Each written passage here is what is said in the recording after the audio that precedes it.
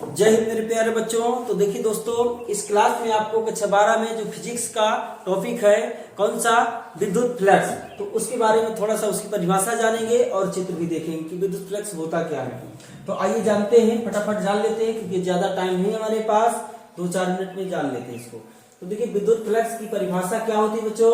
तो विद्युत फ्लक्स की जो परिभाषा होती है, विद्युत क्षेत्र में स्थित किसी काल्पनिक पृष्ठ से गुजरने वाली विद्युत बल रेखाओं की संख्या की माप को ही विद्युत फ्लक्स कहा जाता है।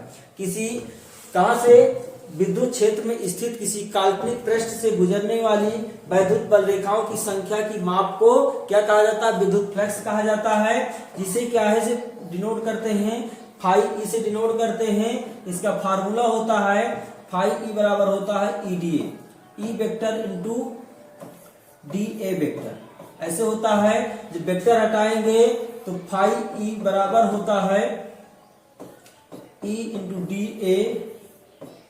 D A cos theta. पता ही है आपको, जब वेक्टर हटता है तो कॉस थीटा का फार्मूला आता है। जैसे आप जो है इस तरह पृष्ठ बनाएंगे, तो इससे पृष्ठ बनाया तो इस तरह क्या निकल रही है, विद्युत बल रेखाएं निकल रही, ठीक है। ये क्या निकल रही है बच्चों, विद्युत बल रेखाएं निकल रही हैं। फिर इसके बाद एक ऐसा भी आप थोड़ा सा बना सकते हैं। अब बताइए, देखो इस तरह निकल रही हैं विद्युत बल रेखाएं, तो इनके मध्य कोई थीटा कोण तो ऐसे बनेगा ना भाई। ये बताओ यहां से थीटा कोण बना कि नहीं, तो जो थीटा कोण बनता है इसीलिए cos थीटा आ जाता है। तो क्या आपने विद्युत फ्लक्स समझ लिया है कि विद्युत फ्लक्स क्या होता है, ठीक है। यहां से इसका मात्रक की बात करेंगे तो मात्रक इसका होता है न्यूटन मीटर स्क्वायर प्रति कूलम, न्यूटन मीटर स्क्वायर प्रति कूलम होता है। तो जान लेंगे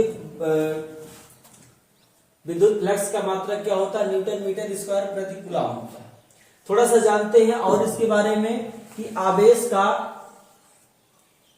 का रेखीय घनत्व क्या होता है, आवेश का पृष्ठ घनत्व क्या होता है, आवेश का आयतन घनत्व क्या होता है, इसके बारे में थोड़ा सा जान लेते हैं। तो किसी तार के प्रति एकांक लंबाई पर वितरित आवेश की मात्रा को ही रेखीय आवेश घनत्व कहा जाता है।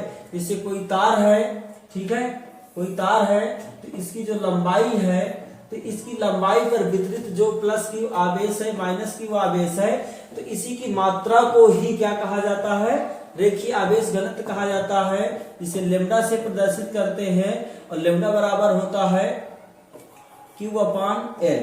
L क्या है दोस्तों, L है तार की लंबाई, आवेश हो गया, और सिग्मा लेम्डा क्या है, रेखीय घनत्व, ये फार्मूला होता है। दूसरा क्या है, पृष्ठ घनत्व क्या होता है, किसी पृष्ठ के एकांक क्षेत्रफल से वितरित आवेश की मात्रा को ही क्या बोला जाता है, आवेश घनत्व कहा जाता है। जिससे कोई क्षेत्रफल है, ठीक है, इसका एक क्षेत्रफल है कोई, तो इस पर प्लस की आवेश है, तो इसको काहे से प्रदर्शित करते बच्चे, इसको सिग्मा से प्रदर्शित करते हैं, और सिग्मा बराबर होता है Q अपॉन A क्षेत्रफल, ठीक है। इसकी मात्रक की बात करेंगे तो क्या होगा, कूलम प्रति मीटर होगा, कूलम प्रति मीटर स्क्वायर होगा, ठीक है। अब आगे बात करेंगे आयतन घनत्व की। तो किसी आयतन पर एक समान रूप से वितरित आवेश की मात्रा को ही क्या बोला जाता है, आवेश का आयतन घनत्व बोला जाता है। अब आपको कोई घनत्व वाला वो बना लेना है चित्र, डेंसिटी वाला।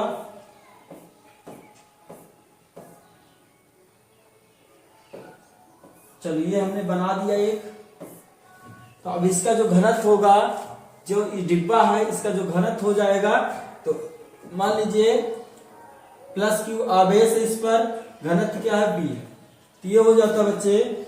इसको प्रदर्शित करते हैं रो बराबर, रो से प्रदर्शित किया जाता है आयतन घनत्व को, और रो बराबर होता है Q अपॉन V आयतन, ठीक है। इसका यदि मात्रक की बात करेंगे तो मात्रक हो जाता है कूलम प्रति आयतन का, इसका क्या होगा, मीटर क्यूब,